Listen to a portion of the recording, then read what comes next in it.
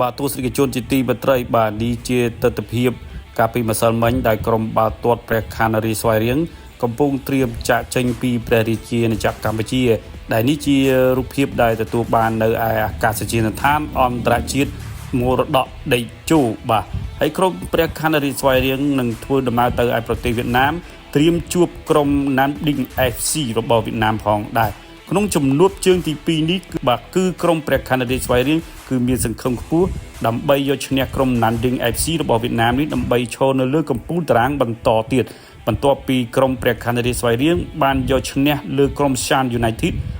3-0 ផងដែរការប្រកួតជើងទី1ក្រុមព្រះខ័នរីស្វាយរៀងគឺជាជើងឯករងផងដែរនៅក្នុងពានរង្វាន់ AFC Challenge League កាលពីរដូវកាលឆ្នាំ2025នេះ